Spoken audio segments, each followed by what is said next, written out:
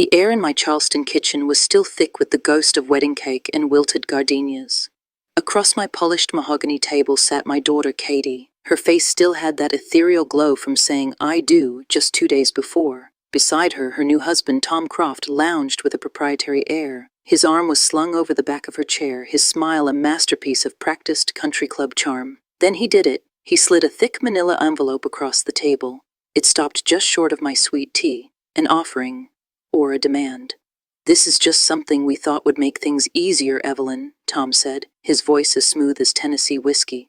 "You know, asset alignment, future planning." Katie beamed, eager to please. "It's just a formality, Mom. Tom is a genius with finances. We're setting up a trust for when we have kids. You get it, right?" A knot of ice formed in my stomach. The envelope was heavy, and on the front, typed in a crisp, impersonal font, was my full name, Evelyn Vance. "Just take a look when you can," Tom added, rising. "We're off to the Bahamas tomorrow. This'll save time later." I remained silent. I didn't open that envelope until their SUV faded down the oak-lined driveway. When I did, my hands trembled with a cold fury. There it was, in stark black ink, a comprehensive financial agreement drafted as if I'd already agreed to hand over a huge chunk of my assets into a new Croft family trust, managed exclusively by Tom. He had no idea what he was truly reaching for. No one did. They thought I was just comfortable, a widow left with a beautiful South Carolina home and a respectable 401k. They didn't know about the real inheritance. My husband George had shielded it from the world. After he passed, I quietly consolidated his offshore investments. The total? A cool $7 million. It sat in a private account under a corporate name no one could trace back to me. Thank God for George's foresight. I knew exactly what Tom was. A wolf in a Brooks Brothers suit. But I wasn't just going to refuse him. I was going to set a trap so elegant he'd walk right into it, smiling. The bait? A fake, modest inheritance. The moment he tried to seize it, I'd have him. But before I could make a move, there was a sharp knock at my door the next morning. A lawyer. His presence was an unwelcome intrusion. In his hand was another contract. This one was labeled with 2 words that made my blood run cold. Emergency addendum. And below that, already signed in her beautiful, looping script, was my daughter's signature. "Mrs. Vance?" he inquired. "My name is Marcus Thorne. I'm here representing Mr. and Mrs. Tom Croft regarding an urgent financial arrangement." I blocked the doorway. "My daughter's name is Katie Vance," I stated, flat as a pancake. She kept her name. He recovered with a slick, practiced ease. "Of course. My apologies. May I come in?" Every instinct screamed at me to slam the door, but the colder, more calculating part of me knew I had to see their full hand. I stepped aside. He walked in like he owned the place, setting his briefcase on my dining table. "This document," he began, "is a precautionary measure. Tom and Katie have decided to fully combine their financial futures. This extends to any immediate family holdings that could benefit the trust." He pointed to a paragraph. Section 7.2, Parental Estate Disclosures and Pre-Inheritance Trust Structures. They were asking me to declare all my assets, present and future. They were sniffing for the 7 mil. I glanced at Katie's rushed signature. Did she even read this? He offered a condescending smile. "They're young. They trust each other." I planted my hands on the table. "You tell Tom he's going to have to wait. I don't sign a single thing without my own attorney reviewing it." A flicker of annoyance crossed his face. "I understand. When can they expect your response?" "You'll have it," I said, opening the door for him, "when I decide to give it." As soon as his taillights disappeared, I called my attorney, Arthur Sterling. Arthur had been George's closest friend, a man whose loyalty was beyond question. "They're pushing contracts at me, Arthur," I said. "Katie just got married and her husband's got lawyers at my door before the honeymoon flight is even cold." He listened, patient as a saint. "I don't want you to review them," I said firm. "I want you to draft a decoy." There was a pause, then a soft chuckle from his end.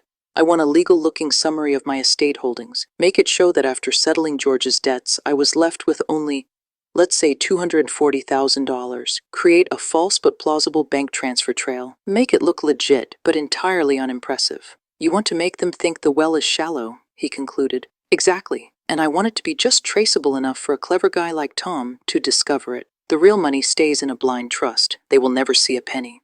He exhaled slowly. "You were always 3 steps ahead, Evelyn."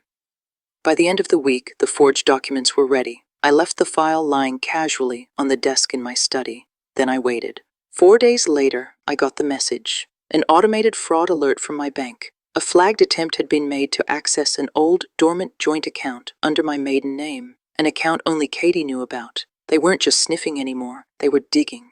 That night, I sat with the fake inheritance summary in one hand and Tom's contract in the other. The time for quiet defense was past. It was time for a confrontation, but not with anger. I'd use something he'd never expect: gratitude. The next morning, I called Katie in the Bahamas. "Sweetheart," I said, warm as sunshine. "When are you two back?" "Tomorrow, actually. Why?"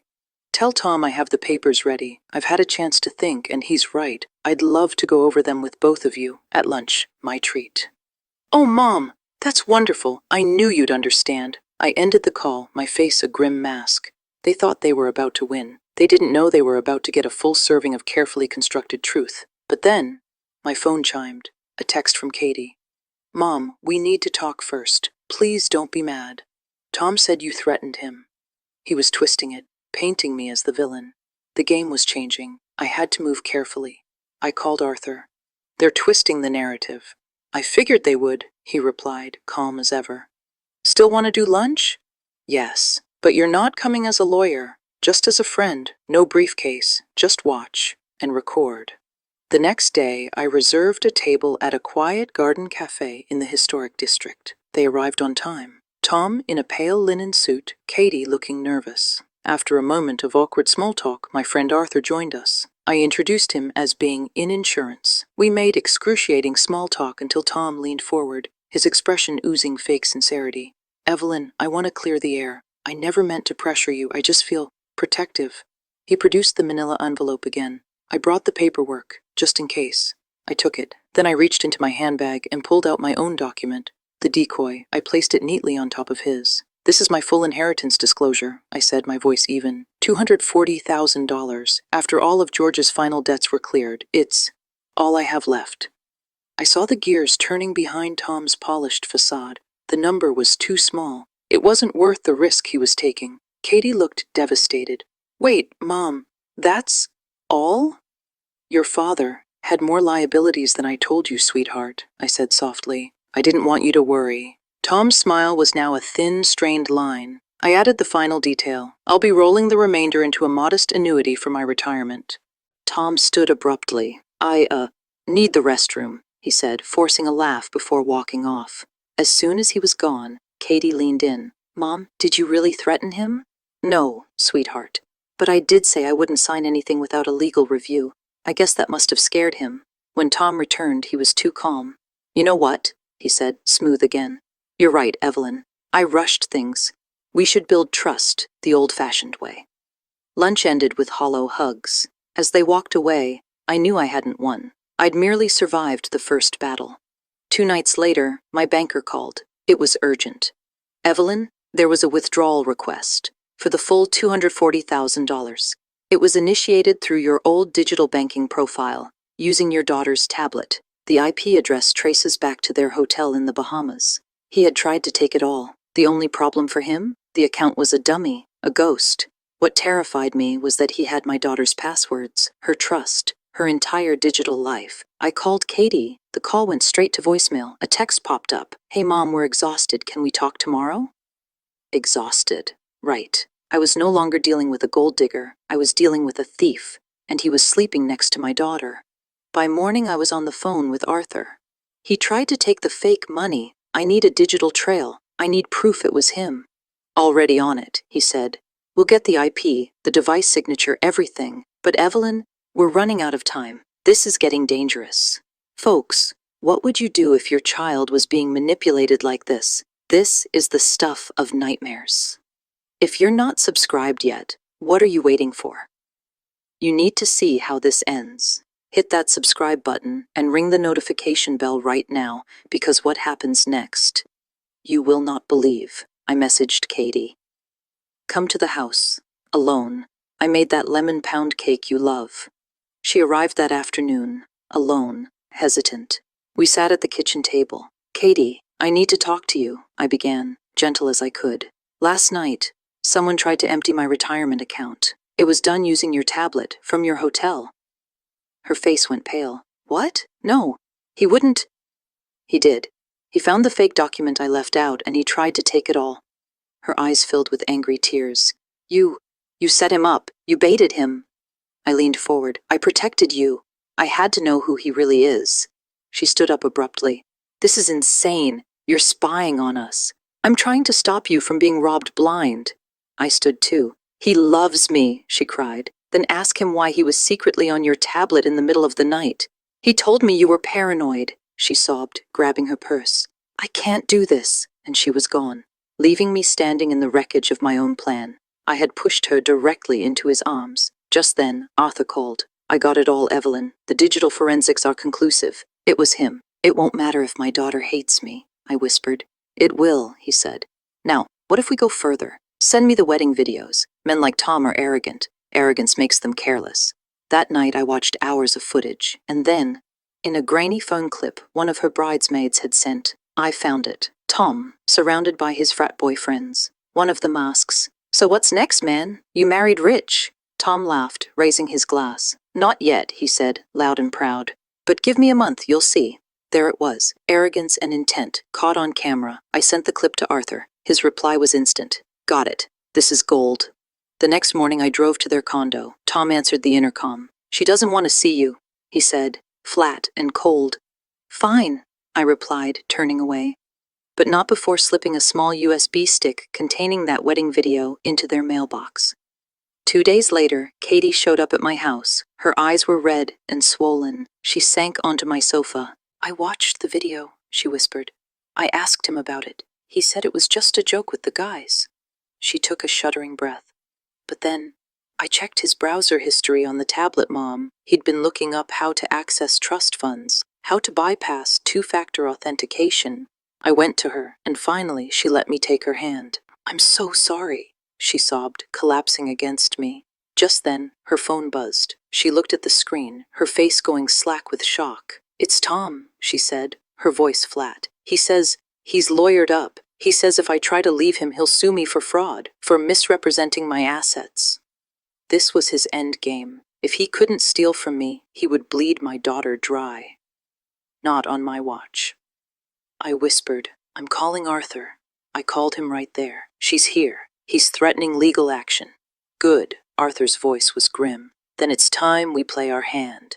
He had already prepared a full report. The digital forensics, the IP logs, and the damning video. We set a meeting for the following afternoon at a neutral law office. I told Katie she didn't have to come. She insisted. I need to see his face when he realizes I'm done. We arrived early. Tom swaggered in 10 minutes late. His smile faltered when he saw Arthur in the corner. Arthur handed him a folder. A courtesy copy of our findings. Tom flipped through the pages. The color drained from his face. There's no crime here, he blustered. Not yet, Arthur said, calm as you please. But we have enough to open several investigations. Identity misuse, fraudulent coercion. Your voice is on video, Tom. I said it quietly. He knows, Tom. He shot a venomous glare at Katie.